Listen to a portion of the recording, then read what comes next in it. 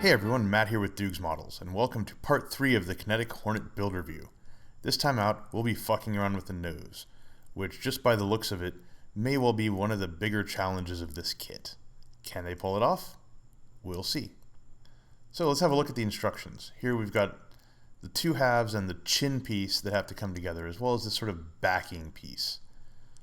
I'll also note the inflate fueling receptacle, or the bay for the receptacle rather. Let's get the pieces together. So the location for the bay is very vague. Honestly, this is one where I kind of wish they had left it closed with the option to open it.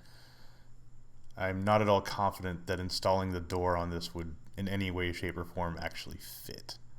So I decided to go ahead and make it opened, even though you rarely see a Hornet with the refueling probe hanging out on the ground. Here we've got instructions to drill some holes in the nose halves. Okay. Only problem is there's no location hole for that one, and this other one, if you look on the other side, there's already a little doodad sticking out of the fuselage there. What are they thinking? So, testing the fit of these guys together.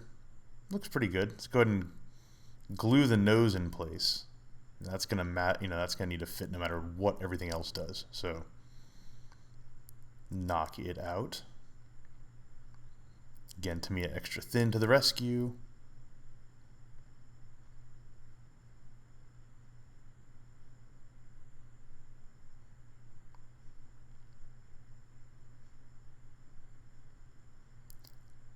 Now let's see how this fits with the upper fuselage. Looks pretty good at this point, but you can see the squirreliness back here by the cockpit. Now I didn't do it this time around, but I think a good way to approach this might be cutting the front off of the upper fuselage and just gluing it on top of the nose, and then dealing with getting that whole nose section to fit, because otherwise you might run into fit issues later on. But before we get too far, let's go ahead and glue the cockpit in place. As you know, those little steps in there might make it really challenging to fit a resin cockpit at some later date. It'll depend, how the resin players navigate that one. But I wouldn't put a lot of stock in Aries. So that's how the cockpit looks in the fuselage, and here's how the nose slots on. Looks, pretty promising, right? Except for that giant gap. And then you've got the steps of the nose in the fuselage. So looking at this backing plate H31, that's this guy. The bottom of it forms sort of the the nose gear detail.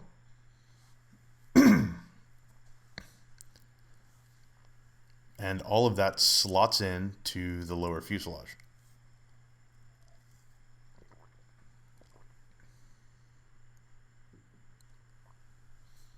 So this piece fits nicely into the nose. And it more or less fits nicely onto the fuselage, but again, you've got that step where the nose joins the fuselage. That's going to be problematic. So I'm investigating why that is, and it looks sort of like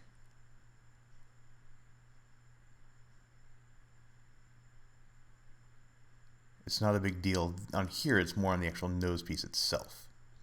So I'm going to go ahead and glue these guys in. Get it to sit nice and firm.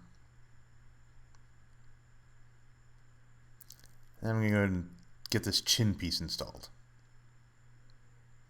Now, Kinetic actually helps you figure out which chin piece you need for which version, but it's the only place where it helps you out with any of that sort of a detail.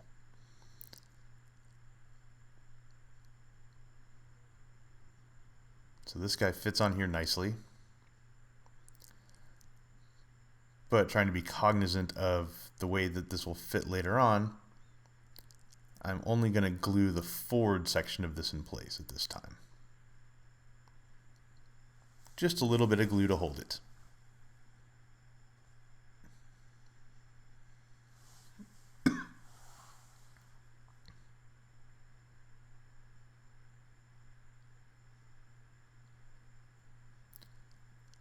So that guy's done, and now we'll move on to the fuselage and the wings in part 4.